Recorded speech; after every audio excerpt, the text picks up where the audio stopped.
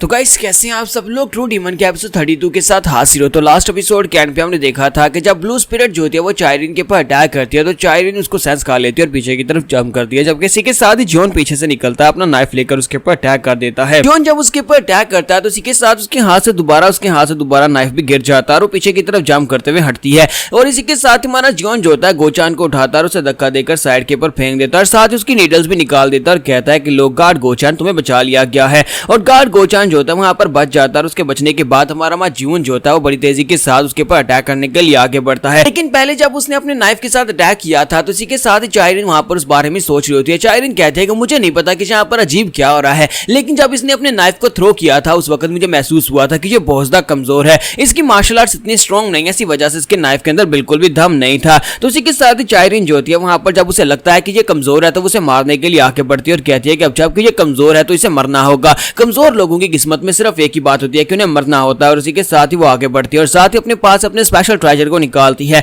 वो अपने special treasure को निकाल दी होती है जो कि एक स्पेशल नाइफ होता है जो कि एक रस्सी के साथ बंधा होता है। वो उसको निकालती है तो गोचान भी उसकी तरफ देख रहा होता है क्योंकि गोचान उसको पहचानता होता है। वो कहता है कि ये तो फ्लाइंग असैसिन सेक्टर्स का अल्टीमेट वेपन है जिसको एक्सट्रीम एग्जीक्यूशन नीडल कहा जाता है। एक्सट्रीम एग्जीक्यूशन नीडल एक ऐसा वेपन है जिसको जब थ्रो किया जाता है तो सामने वाला ओपोनेंट जो होता है वो अपनी इंटरनल एनर्जी को यूज नहीं कर पाता, वो थोड़ी देर के लिए पैरालाइज हो जाता है। और इसी के साथ ही दूसरी तरफ से हमारा जॉन जो होता है वो अपने हाथ में पुलिंग यानी अट्रैक्शन आर्ट को यूज करने वाला होता है। लेकिन इसी के साथ ही चायरिन अपनी उस नीडल को यूज कर देती है। वो नीडल को सामने की तरफ थ्रो करती है। जैसे ही वो उसको सामने की तरफ थ्रो करती है और जॉन वहां पर अटैचमेंट टेक्निक को यूज कर रहा होता है, इसी के साथ ही जॉन की पावर वहां पर खत्म हो जाती है। वो कहता है कि ये क्या मैं मूव नहीं कर पा रहा। उसकी बॉडी वहीं पर लॉक हो जाती है क्योंकि नीडल उसकी तरफ आगे बढ़ी होती है। इसी वजह से वो नीडल बहुत ज्यादा स्पेशल होती है। उस नीडल के सामने की तरफ बढ़ने के साथ ही सामने वाला ओपोनेंट जो है इंटरनल एनर्जी को बिल्कुल यूज नहीं कर सकता। और ब्लू स्पिरिट भी चिल्लाकर उसे कहती है कि लड़की जल्दी से वहां पर से सामने से हटो वरना तुम उस नीडल के साथ पियर्स हो जाओगे और तुम मारे जाओगे। और वो नीडल बड़ी तेजी के साथ उसके हार्ट की तरफ आगे बढ़ी होती है और उसके पास वहां पर हटने का टाइम भी नहीं होता क्योंकि जॉन वहां पर से अपनी बॉडी को खुद से मूव नहीं कर पा रहा होता।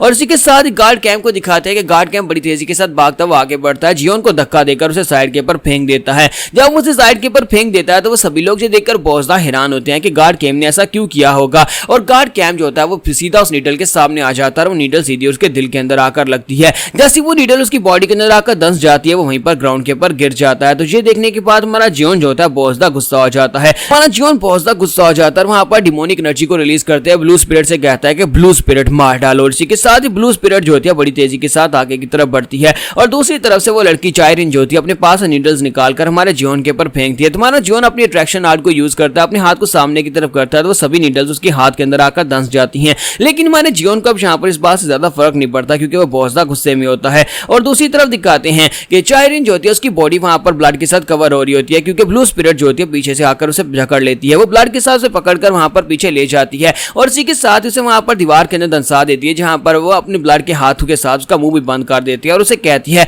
हम लोगों ने तुम्हें पहले जहां पर एक ऑप्शन दिया था कि जहां पर अभी हार मान दो, गार्ड गोचान को छोड़ो, जहां पर चली जाओ क्योंकि इसके बाद तुम्हें जहां पर बहुत ही दर्दनाक मौत मिलने वाली थी और अब जहां पर भुगतो। और इसी के साथ ही वो सामने की तरफ देखती है और कहती है क्या ये है क्या और इसके साथ हुआ क्या। इसी के साथ ही ब्लू स्पिरिट उसे इल्यूजन के अंदर भेज देती है जिसकी वजह से चायरिन वहीं पर बेहोश हो जाती है। और उसके बेहोश होने के बाद हमारा जॉन जो होता है आगे बढ़ता जाकर गार्ड गोचान के पास बैठ जाता है। वो गोचान के पास जाकर बैठा होता है जहां पर नीडल उसकी बॉडी के अंदर दंसी होती है, उसके नाक और मुंह से ब्लड बह रहा होता है। तो उसे जॉन उसे कहता है कि ये तो बड़ी अफसोस की बात है कि मैं तो यहाँ पर तुम्हारे साथ थोड़ा कुछ और अरसा काम करने के बारे में सोच रहा था, लेकिन तुमने ऐसा क्यों किया, तुम यहाँ पर मेरे सामने क्यों आ गए। तो गोचान उसे कहता है क्योंकि मैं यहाँ पर एक गार्ड हूँ, एक बॉडी गार्ड की जिम्मेदारी होती है अपने मास्टर को बचाने की और मैंने यहाँ पर सिर्फ अपना फर्ज पूरा किया है। मैं तो बस यहाँ पर तुम्हें बचाने की कोशिश कर रहा था, मैं तुम्हें धोखा नहीं दे सकता। इसी के साथ ही गोचान उसे कहता है क्योंकि मेरी लाइफ में सिर्फ और सिर्फ एक इंसान ऐसा है जिसने यहाँ पर मेरे पर भरोसा किया, तुमने यहाँ पर मुझे छोड़ा नहीं। जबकि यहाँ पर तुम मुझे छोड़कर जा सकते थे, तुम मुझे मरने के लिए छोड़ सकते थे, लेकिन तुमने मेरे लिए अपने ब्लेड को भी वहां पर नीचे रख दिया। तुमने यहाँ पर मुझे बचाने की कोशिश की। अगर तुमने यहाँ पर मुझे धोखा नहीं दिया तो फिर मैं यहाँ पर तुम्हें धोखा क्यों देता। इसी वजह से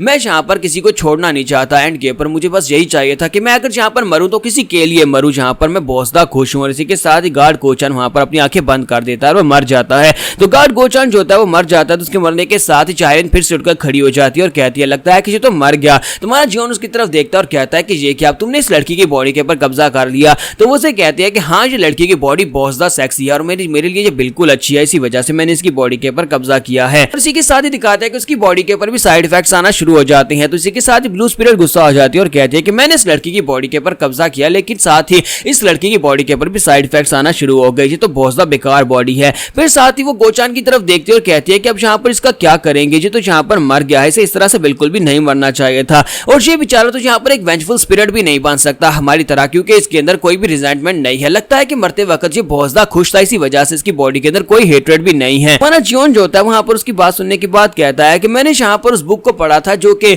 न्यू मून के पास से तुम लेकर आई थी, उसके अंदर लिखा हुआ था कि हम लोग एक टेक्निक की मदद से यहाँ पर ऐसे इंसान को भी यहाँ पर स्पिरिट में चेंज कर सकते हैं जिसकी बॉडी के अंदर कोई भी वेंजेंस यहाँ पे हेट्रेड की भावना ना हो, तब भी हम लोग यहाँ पर उसे एक स्पिरिट बना सकते हैं। और इसी के साथ ही हमारा जियोन वहां पर स्पेशल मंत्र बोलना शुरू करता है। तो ब्लू स्पिरिट उसे कहती है कि तुम यहाँ पर क्या करने वाले हो, तुम्हें यहाँ पर बहुत सारी डेथ की को वेस्ट करना पड़ेगा। तो वो कहता है कोई बात नहीं, मैं यहाँ पर अपनी डेथ की एनर्जी को यूज करूंगा, मैं अपनी डेथ की एनर्जी की मदद से इसको यहाँ पर दोबारा से जिंदा करूंगा। और इसी के साथ ही वहां पर रिचुअल परफॉर्म करना स्टार्ट करता है। तुम्हारा जियोन वहां पर रिचुअल परफॉर्म कर रहा था। रिचुअल परफॉर्म करने के बाद वो उसकी सोल को वहां पर से बाहर निकाल लेता है। तो गोचान की बॉडी के अंदर से सोल का एक कॉप निकलता है। तो वो उसे कहती है ये तो बहुत ज्यादा कमजोर है, मुझे नहीं लगता कि यहाँ पर ज्यादा देर तक सर्वाइव कर पाएगा, हमें इसके लिए यहाँ पर एक बॉडी ढूंढनी होगी जिस बॉडी के अंदर जो रहकर सर्वाइव कर पाए। जियोन कहता है कि इस वक्त फिलहाल के लिए हमारे पास यहाँ पर कोई बॉडी नहीं है, मुझे लगता है कि इसके लिए मेरे पास एक परफेक्ट बॉडी है जिसके अंदर मैं इसे यहाँ पर कंटेन कर सकता हूँ और हम लोग यहाँ पर गोचान को दोबारा जिंदा कर सकते हैं। इसके साथ ही दिखाते हैं कि जियोन के साथ उसकी वहां पर एक स्ट्रिंग जुड़ी होती है। तो ब्लू स्पिरिट उसे कहती है लगता है कि अब जबकि तुमने इसे जिंदा किया और हम दोनों यहाँ पर इसको जानते थे और इसी वजह से ये तुम्हारी फैमिलियर स्पिरिट बनकर वापस आया है,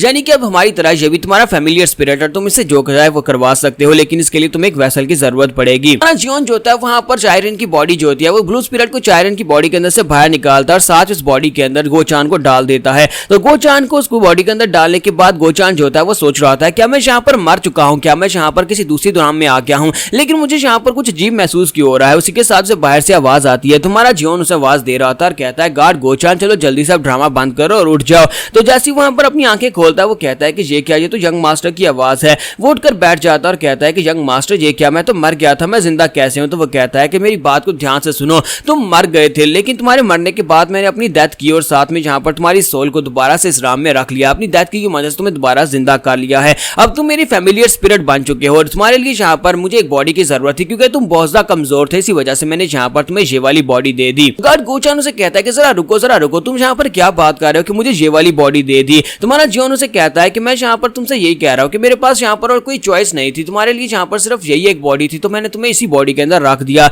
और इसी के साथ ही गोचान जो था अपनी बॉडी की तरफ देखता और कहता है कि ये क्या, तुमने यहाँ पर मेरे साथ क्या कर दिया। और इसी के साथ ही वो वहां पर जोर से चिल्लाता और कहता है कि ये क्या, तुमने मुझे एक लड़की बना दिया लेकिन मैं तो एक लड़का हूँ। तो अब हमारा गोचान जो है आज के बाद से यहाँ पर चायरन की बॉडी में रहेगा, तो मैं इसे यहाँ पर गोचान ही कहूंगा क्योंकि अब ये है तो गोचान ही। यहाँ पर हम लोग अपनी एपिसोड का एंड करेंगे।